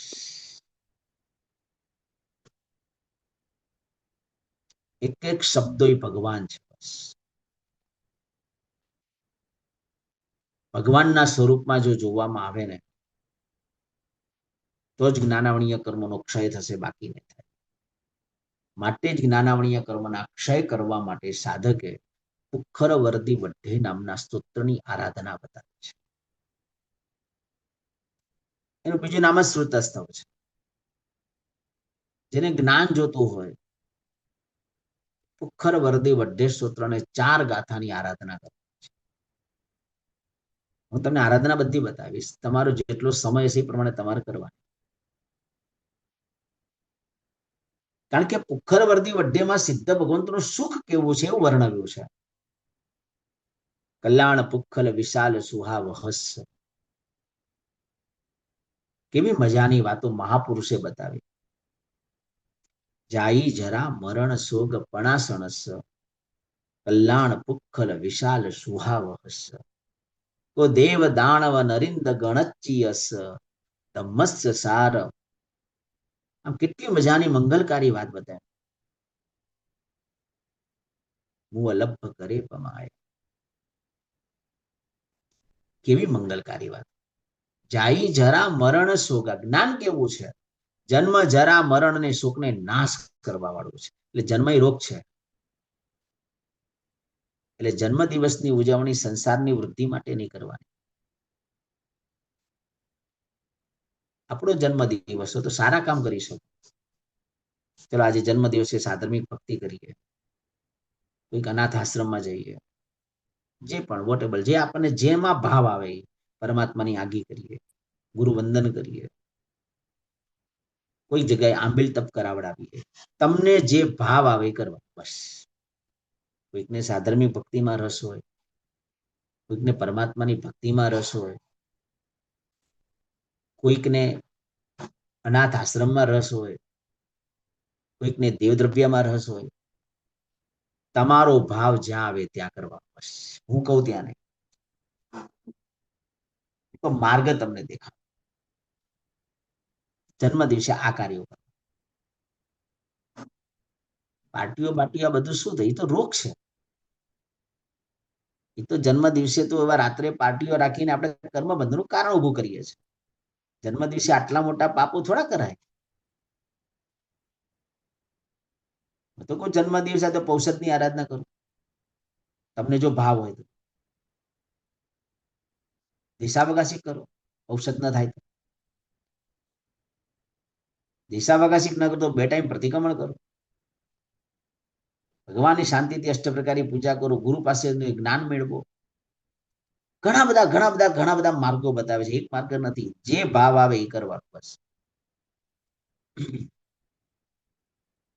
એટલે જાય જરા મરણ શોગ પણ આ સણસ, જન્મ એ રોગ છે. આ જ્ઞાન એવું છે, જન્મનો, ઘડપણનો અને મરણનો નાશ કરવા વાળો અને શોકનો નાશ કરવા વાળું આ જ્ઞાન છે. કેવી મજાની મંગલકારી વાતો પુખરવટી સૂત્રમાં બતાવ્યું છે. પુણ્યશાળી આપણે બોલીએ છીએ પુખરવર્તી વટી સૂત્ર, ક્યારે અર્થની ધારામાં નથી ગયા. અર્થની ધારામાં નથી ગયા એટલે સૂત્ર ખાલી સહજતાથી બોલાઈ ગયા બસ. સૂત્ર પ્રત્યેનો જે બહુમાન ભાવ જે જાગવું છે, બહુમાન ભાવ નથી જાગતું. એટલે કીધું જાય જરા મરણ, મરણનો પણ નાશ કરનારું હોય તો અજ્ઞાન છે. કેવલ જ્ઞાન થાય પછી મરણ છે, એ ડાયરેક્ટ નિર્વાણ છે. મરણ હોય તો જન્મ હોય, નિર્વાણ હોય ત્યાં મરણ જન્મ ન હોય. કેવલ જ્ઞાન થાય પછી મરણ છે, એટલે મરણનો પણ નાશ કરનાર, શોકનો પણ નાશ કરનાર. કેવલ જ્ઞાન થાય એટલે શોક જતો રહે, કારણ કે શોક મોહનીય કર્મની પ્રકૃતિ છે. શોકે ના, આ તાકાત, આ પ્રભાવ જ્ઞાનનો છે. એટલે સિદ્ધ ભગવંતનું સુખ એવું કલ્યાણ પુખલ વિશાલ સુહાવ હસ, કલ્યાણ સુખ. જે સુખ દુઃખને આપનારું ન હોય એને કલ્યાણ સુખ કહેવાય.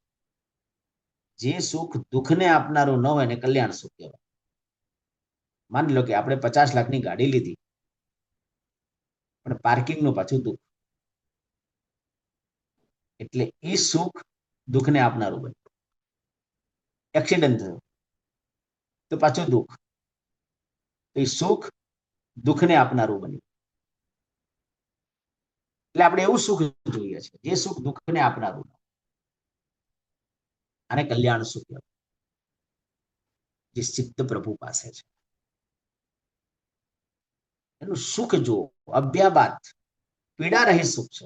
એના સુખમાં પીડા નથી. આપણા સુખમાં હજુ પીડા હોય. મોટો ફ્લેટ લીધો, હવે સાફ સફાઈ કરવા માટે કોઈ સર્વન્ટ નથી કરે અને આપણાથી થતું નથી, એટલે દુઃખ કે આટલો મોટો ફ્લેટ કેમ લીધો, દુઃખ આવ્યું. પૈસા છે આપણી પાસે, પૈસા છે સુખ છે, પણ પૈસા લઈને બધે નથી જઈ શકાતું. રોકડા કેશ હાથમાં લઈને બધે નથી જવાતું, તો પાછું દુઃખ આવે. કોઈક ચોર ચોરી કરી લેશે તો, કોઈક લૂંટી લેશે તો આપણને, એનું પણ દુઃખ છે. બોલો જ્ઞાનના ધન્ય કોણ લૂંટવાનું? આજે તમને તમારા ભક્તામર કોઈને લૂંટવાનું ખરું? તમે મને એમ કહો ખરા કે હું તમને આટલા પૈસા આપું, તમને ભક્તામર આપી દો, એ આપવાની ચીજ નથી. તો ગુરુ પાસે લેવું જ પડે. શનિક રાજાને ઓલો મંત્ર લેવો હતો ને પેલા ચોર પાસે, તો અભય કુમારે કીધું શનિક રાજાને, તમે એમની પાસે મંત્ર લઈ લો. અને જયારે મંત્ર લેવા માટે જયારે શનિક રાજા જયારે બેઠા ને સિંહાસન પર બેઠા, ચોરને નીચે બેસાડ. અભય કુમારે દ્રશ્ય જોઈને કહે છે, રાજન હવે આ ચોર નથી, ગુરુ છે. તો ગુરુનું સ્થાન છે ને હંમેશા ઉપર હોય. તમે નીચે બેસો, આ ગુરુને ઉપર બેસાડો.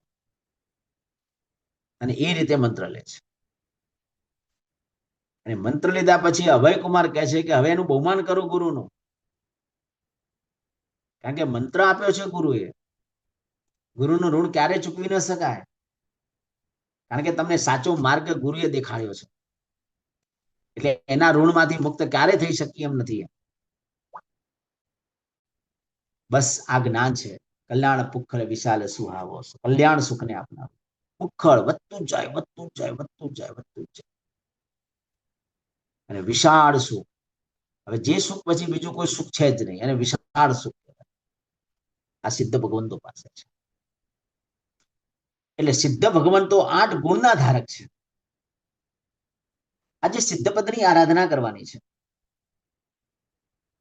સિદ્ધશિલા જ્યારે દોરો અને બસ અનંતા સિદ્ધોને યાદ કરો, અને અનંતા સિદ્ધોમાંથી આપણો ઉપકારી જે સિદ્ધ ભગવાન છે એને વંદના કરો. સિદ્ધા સિદ્ધિમ મમદી. હે સિદ્ધ ભગવાન, તો આપ મને સિદ્ધિ પદને આપો બસ, એવી ભાવધારામાં જવાનું છે. એટલે સિદ્ધ પ્રભુના 8 ગુણમાંથી પહેલા ગુણની આપણે ચિંતવના કરી, અનંત જ્ઞાન.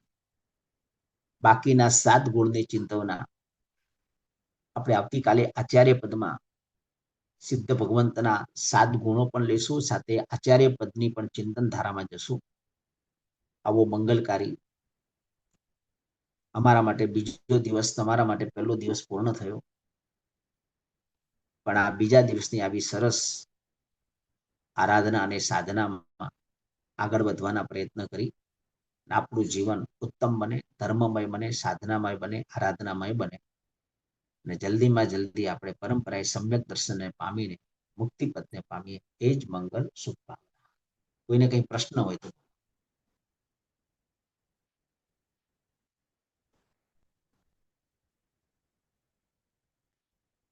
કોઈને કઈ પૂછવું છે?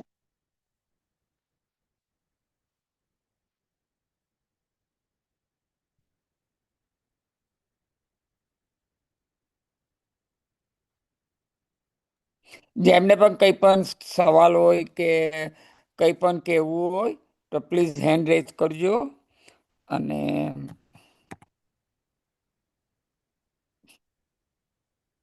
તો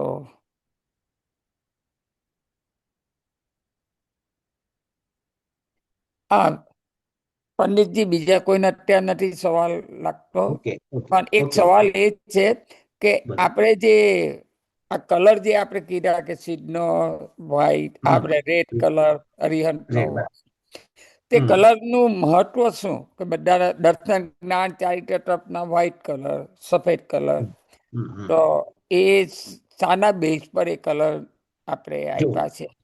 અરિહંત પરમાત્મા છે ને, એનો સફેદ કલર એક શાંતિનું સૂચક છે. આપણે આપણા આત્માને દૂધ જેવો નિર્મળ બનાવવાનો છે. કારણ કે શાસ્ત્રમાં વર્ણ ચતુષ્ક કહેવાય, એમાં વર્ણ આપણે બધા અત્યારે છે ને વર્ણમાં જ આકર્ષિત થઈ ગયા છે. કોઈ પણ જગ્યાએ આપણે કોઈ પણ ખરીદી કરવા જઈએ પહેલા કલર જોઈએ, અને આપણે બધા કલરથી મોહિત થઈ ગયા. એમાં આ કલર ગમે છે, આ કલર નથી ગમતો, એવું બધું. જ્યારે અરિહંત પરમાત્મા છે, પંચ પરમેષ્ઠી, એ સફેદ કલરના, એટલે જ્યાં જ્યાં સફેદ વસ્તુ આવે ને ત્યાં અરિહંતને યાદ કરવા. જેમ કે આપણે રસોડું છે, તો રસોડામાં તમે બહેનો જ્યારે રસોઈ કરે ને ત્યારે મીઠું જ્યારે જોવે ને, મીઠાના દર્શન કરે ને, ત્યારે અરિહંત પદને યાદ કરવાના. કે અરિહંત પદનો, અરિહંત પરમાત્માનો આત્મા આવો દૂધ જેવો નિર્મળ હતો, માટે એને ત્યાં સફેદ. પછી જયારે મરચું જોવે ને, મરચું એ લાલ કલર છે, ત્યાં સિદ્ધ પદને યાદ કરવાનું છે. કોઈ પણ વ્યક્તિ જ્યારે બહુ મહેનત કરે, બહુ મહેનત, લાલ બની જાય. તેમ સિદ્ધ ભગવંત પોતે કર્મની સામે એટલા ઝઝુમ્યા છે અને પોતાના આત્માને લાલ જેવો બનાવી નાખ્યો છે. એટલે ત્યાં લાલ કલરનું, ત્યાંની આકર્ષણનું ત્યાં છે આકર્ષણ. ઘણીવાર કલરો પણ આપણને છે ને આપણા વિચારોને ચેન્જ કરવાની તાકાત કલરમાં છે, આપણે જો અનુભવી નથી. એટલે આપણે કલરને એટલા મહિમા નથી, મહત્વ નથી આપી. અત્યારે આપણે જુઓ, વ્યવહારના ક્ષેત્રમાં કલરને મહત્વ બહુ આપ્યું. કપડાં પણ પહેરીએ ત્યારે કલર પ્રમાણે કપડાં પહેરીએ, એટલે એના ચેન્જીસ કે શૂટ થાય છે કે નહીં એ પ્રમાણે આપણે પહેરીએ. આચાર્ય ભગવાન સૂર્ય જેવા તેજસ્વી છે. સૂર્ય આમ પીળો કહેવાય, કેસરીયો કહેવાય. એટલે આપણે કોઈ પણ જંગ લડીએ ને ત્યારે કેસરિયા કરવાના હોય છે. તેમ એટલે આપણે તિલક પૂજા કરવા જઈએ ને ત્યારે કેસરનું તિલક કરીએ. બસ ભગવાન મારે એક તેજસ્વી બનવું છે, એટલે આચાર્ય ભગવંતનો કલર પીળો બતાવે. ઉપાધ્યાય ભગવંતનો કલર ગ્રીન બતાવે. ગ્રીન એક માળી હોય ને, માળી જ્યારે બગીચાની અંદર વૃક્ષોની લીલાછમ રાખે, આપણે જ્ઞાનથી લીલાછમ રહેવાનું છે. એટલે ત્યાં લીલા કલરની સાધના આપણે જ્ઞાનનો કલર બતાવે છે. અને સાધુ કાળો છે, તપશ્ચર્યા કરીને પોતાનું શરીર એને કાળું બનાવી દે છે. એટલે આપણે પણ એવી તપ સાધનામાં આગળ વધીને આપણે પણ આપણા શરીરને એવું કાળું બનાવીને આગળ વધવાનું છે. એટલે આ બધા એક એક કલરનો એનો મહિમા મહાપુરુષે બતાવ્યો. દર્શન, જ્ઞાન અને ચારિત્ર અને તપ સફેદ છે. લક્ષ્ય એક જ છે, સમ્યક દર્શન આવે એટલે આત્મા ઉપરથી કર્મના મેલો ધીરે ધીરે ધીરે ધીરે વિખરાતા જાય, આત્મા દૂધ જેવો નિર્મળ બનતો જાય, માટે એના સફેદ કલર બતાવે. આ રીતે કલરનો મહિમા શાસ્ત્રોમાં બતાવે છે.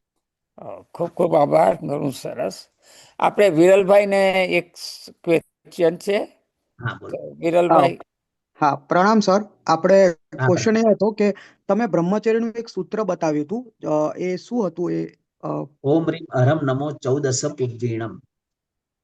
ઓમ રીમ અરહમ નમો અરહમ નમો 14 પુવ્વીણમ. 14 પુથિણમ. પુવ્વીણમ, પુવ્વીણમ હું લખીને મોકલાવું છું. Okay okay. અને એક બીજો પ્રશ્ન હતો કે આ નવકાર મહામંત્રમાં અમને હંમેશા હોય છે કે ખાલી સવ્વ સાહુણમમાં જ લોએ શબ્દ આપ્યું છે, બાકી લોએ નથી. લાઈક નમો લોએ અરિહંતાણમ નથી, નમો લોએ સિદ્ધાણમ, ખાલી સવ્વ સાહુણમમાં જ લોએ છે. એવું શું કામ? જસ્ટ ક્યુરિયોસિટી માટે. એટલે એમાં એવું બતાવ્યું કે લોય એટલે લોક, એટલે અઢી દીપ સમજવાના. કે અઢી દીપમાં રહેલા જેટલા પણ સાધુઓ છે એ તમામે તમામને મારા નમસ્કાર થાવ. વાસ્તવિક જોવા જઈએ આ છેલ્લા ક્રમમાં લોય શબ્દ મૂક્યો છે. બાકી સંસ્કૃત ભાષા અને પ્રાકૃત ભાષાનો એક નિયમ એવો છે કે ઉપરના બધામાં પણ છે ને, આપણે પેલે ઉચ્ચારણ નથી કરવાનું પણ અર્થઘટન કરવાનું. લોકમાં રહેલા જેટલા પણ અરિહંતો છે બધાને મારા નમસ્કાર થાવ. લોકમાં રહેલા જેટલા પણ સિદ્ધ ભગવંતો છે બધાને મારા નમસ્કાર થાવ. અર્થઘટન આ કરવાનું. લોકમાં રહેલા જેટલા આચાર્યો છે બધાને મારા નમસ્કાર, અર્થઘટન આ કરવાનું છે. ભલે સંસ્કૃતના નિયમ પ્રમાણે છે ને છેલ્લે એક જ વાર મૂકે પણ ઉપરના ક્રમને અર્થઘટન કરી લે. બરોબર. ઓકે. હા, ધન્યવાદ. બીજા કોઈને? શૈલેષભાઈ. ના, વિમલેશભાઈ, ગુરુજી બહુ સરસ સુંદર સમજાવ્યું. સિદ્ધ મહત્વ અને આગળ પાછળનો જે વિષય લીધો જોડે પણ સારી રીતે સમજાવ્યું. પણ ખરેખર એ જે અનંત જ્ઞાન વિશે જે વાત કરી બધી જ્ઞાન સમ્યક દર્શન વિશે ખરેખર બહુ સમજવાનું જાણવા જેવું છે ને જીવનમાં આચર રહ્યું છે. આપણે જે કહ્યું બધા ઘણું સુંદર ને ઘણો ઘણો જ આભાર આપનો. ને આ રીતે બધા લાભ લે એનો ને જીવનમાં ઉતારે એ આપણે શુભેચ્છા આપણે રાખીએ કે સર્વે જીવો લાભ લે, આનો જેટલો મળે એટલો આપણે તેના ઘર આંગણે આવ્યો છે તો આટલું બધું એ જ ભાવના. Thank you. બીજા કોઈને પણ કઈ ક્વેશ્ચન હોય તો પ્લીઝ હેન્ડ રેઝ કરજો. આપણે સુરેન્દ્રભાઈ ને છે. બોલો સુરેન્દ્રભાઈ, અનમ્यूट करो, आप अनम्यूट कीजिए.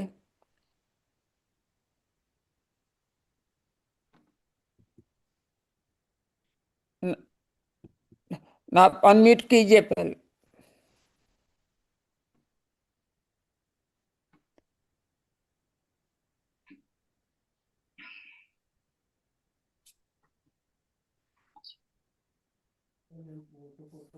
नहीं, आपका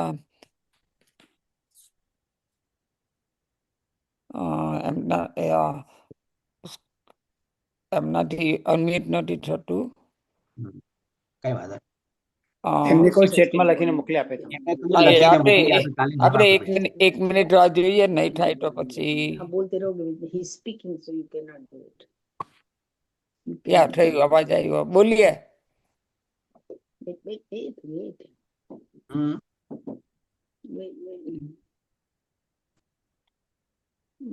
અવાજ નથી આવતો. पंडित जी, हाँ, हम कभी वर्णन करते प्रभु महावीर, कभी भगवान महावीर, परमात्मा, गॉड, सब एक ही है, अलग है? શું કે છે? ભગવાન મહાવીર, प्रभु फिर से भगवान, बोलिए ना. प्रभु भगवान, परमात्मा, गॉड, ये सब एक ही बात है? આ બધા અલગ અલગ શબ્દો છે. પ્રભુ બોલો, ભગવાન બોલો, ખાલી એના શબ્દો અલગ અલગ અલગ છે. બાકી અલગ અલગ ઉપમાઓ બતાવી છે. કેટલાક પ્રભુ કે, કેટલાક ભગવાન કે, કેટલાક પરમાત્મા કે, અલગ અલગ શબ્દો છે ખાલી, બાકી વસ્તુ એક જ છે. Do Jains believe in God? ઇંગ્લિશમાં આપણે ગોળ કહીએ. ના, એ એમ પૂછે છે કે આપણે જૈનિઝમમાં ભગવાનમાં માનીએ. આ પ્રભુના વચનો ઉપર તો શ્રદ્ધા રાખવાની જ છે ને. પ્રભુના વચનો પર શ્રદ્ધા હશે તો સમ્યક દર્શન મળશે. અને પ્રભુનું વચન પણ કેવું છે કે કર્મના બંધનમાંથી આપણને મુક્ત કરાવે છે. એટલે પ્રભુને તો માનવાના જ છે ને, પ્રભુને સ્વીકારવાના છે. एक और क्वेश्चन है पंडित जी, ये आयम्बिल के इम्पोर्टेंस क्या है? ये जैन बुद्धिज्म हिंदुज्म कहीं पर भी इसकी वर्णन नहीं आता कि only Jainism believe talks about ayambil. इसकी क्या इम्पोर्टेंस है आयम्बिल के? આંબિલ બરાબર છે. આંબિલનો એક પ્રભાવ છે. આજે બ્રાહ્મી અને સુંદરીએ પોતાના જીવનમાં 60,000 વર્ષ આંબિલ તપની આરાધના કરી. દ્વારિકા નગરી, જે ઋષિએ આપેલો શ્રાપ, આંબિલના પ્રભાવથી આ શ્રાપ પણ છે ને શાંત થઈ ગયો. એટલું આંબિલનું સત્વ છે. આંબિલમાં રસનેન્દ્રિયો પર આપણે વિજય મેળવીએ છીએ. જ્યારે આપણે લગભગ અત્યારે આપણે મોટા ભાગના ઝઘડા થતા હોય તો ખાવાના જ છે. અને ખાવા માટે આપણે બધું કરીએ છીએ. ગમે તે ખાઈએ, એઠું ખાઈએ, જૂઠું ખાઈએ, વાસી ખાઈએ. ત્યારે આંબિલની અંદર વિગય વગરનું ભોજન છે. અને આંબિલનું એક એવું સત્વ છે. અને અત્યારે આજે કોઈ પણ કાર્ય, કોઈ પણ ઉપાધિ જ્યારે આવે ને ત્યારે આંબિલ કરો એટલે ઓટોમેટિક ઉપાધિ શાંત થઈ જાય. એટલે આપણા માટે અલગ અલગ તપ બતાવ્યા. પેલો ઉપવાસ બતાવ્યો. Ambil is more important to us. આંબેલ ઉપવાસ કરતા વધારે ઇમ્પોર્ટન્ટ એમ. એટલે બંને છે. આંબિલમાં છે ને રસનેન્દ્રિય ઉપર વિજય છે અને ઉપવાસમાં ખાવાનું જ નથી. બંનેના મહત્વ છે. પણ ઘણાને એમ થાય કે ચલો હું ઉપવાસ કરી લઈશ, પણ મારા આંબિલમાં મને ભાવતું નથી, તો એને પહેલું આંબિલ કરવાનું. કારણ કે રસનેન્દ્રિય ઉપર વિજય આંબિલમાં છે. ઉપવાસમાં તો નક્કી કરેલું આજ ખાવાનું નથી ને, ચાલશે, વાંધો નથી, એમાં વિજય કઈ નથી આવતો. એટલે ચડી જાય આમ જોવા જઈએ તો આંબિલ.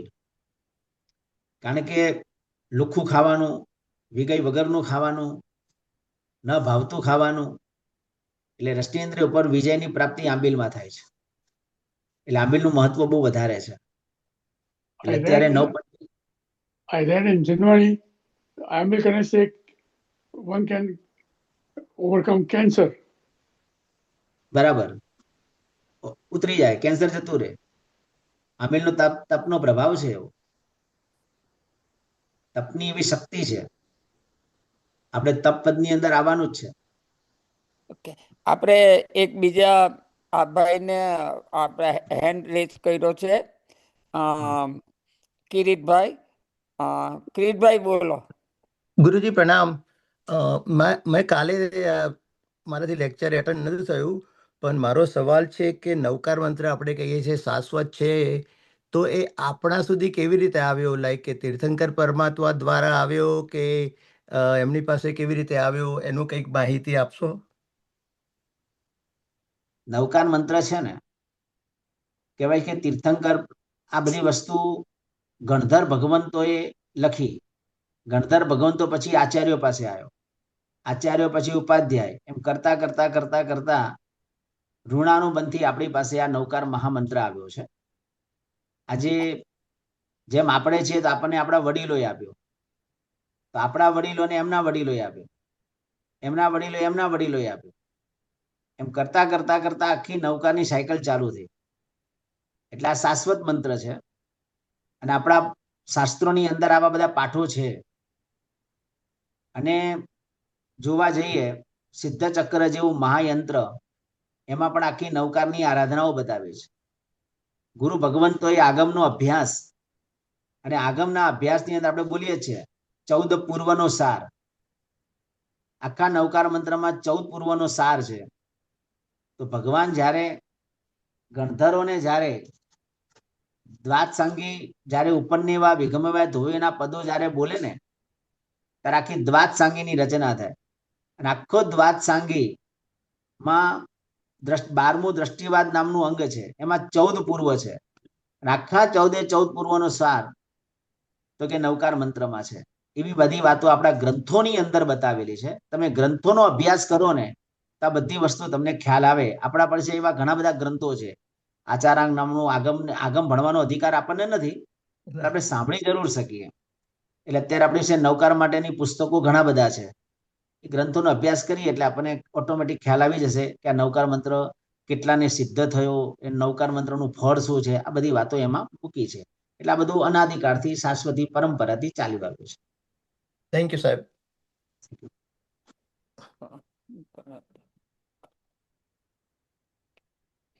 આ એક જણાએ આપણે ચેટમાં લખ્યું છે, જો તમને ટાઈમ હોય તો આજે કે નહીં તો પછી કાલે આપણે કવર કરશું. એમણે લખ્યું છે કે ભગવાન વ્હાઈટ કલરના, બ્લેક કલર, ડિફરન્ટ કલરના કેમ છે. એટલે આપણે દેરાસરમાં ઘણી વખત આપણે વ્હાઈટ કલરના માર્બલના હોય, કોઈ બ્લેક કલરના હોય, ઘણી વખત ગ્રીન કલરના હોય. તો એવું કેમ? કારણ કે જે આજે ટાઈમ નહીં હોય તો કાલે આપણે લઈશું. કાલે આના ઉપર આપણે જરૂર વિચારી લઈશું. ચોક્કસ. ચોક્કસ. અને તો રમીલાબેન, આપણે તમારા આજે ટાઈમ થઈ ગયો છે ને, તમારા સવાલનો આપણે કાલે સમાધાન લઈશું, આપણે કરાવશે. બીજું ખૂબ ખૂબ ધન્યવાદ. અને ખાસ એ જણાવવાનું કે એમના આટલું સરસ પ્રવચન છે. તમારે કંઈ પણ ફીડબેક આપવું હોય તો સિન્સિનાટીમાં મને જણાવજો, કોલમ્બસમાં હોય તો શૈલેષભાઈનો કોન્ટેક્ટ કરજો, અને ક્લિવલેન્ડમાં આ સુનિલભાઈ પરીખનો કોન્ટેક્ટ કરજો. તો જેથી આપણે કંઈ પણ પ્રવચનમાં ચેન્જ કરવું હોય કે કંઈ પણ કરવું હોય તો તમારા ફીડબેક જણાવજો. અને ઘણું સરસ પ્રવચન, ઘણું ઊંડાણમાં બધું આજે જાણવા મળ્યું. એ માટે ખૂબ ખૂબ ધન્યવાદ. અને બસ માંગલિક સંભળાવીને આપણે પ્રવચનની સમાપ્તિ કરશું.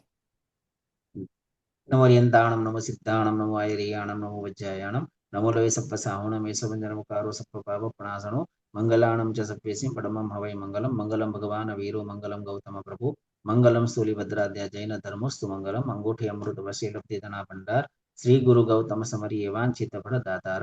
ઓમ નમો જીનાણમ શરણાણમ મંગલાણમ લઘુત્તમાણમ રામ રીમ રોમ રૈમ રૌમ્ર અસિયા ઉષાત્રી લોકેલ્લામ ભૂતાય સુદ્રો પદ્રવ સમનાય અર્હતે નમઃ સ્વાહા.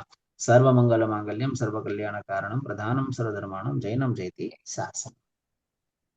પ્રણામ. જીન આજ્ઞા વિરુદ્ધ કાંઈ પણ મિચ્છામિ દુક્કડમ. ને બધાને બધા તપસ્વીઓ સાટામાં હશે ને આપણે કાલે 8:30 વાગે પાછા મળીશું. જય જીનેન્દ્ર. પ્રણામ.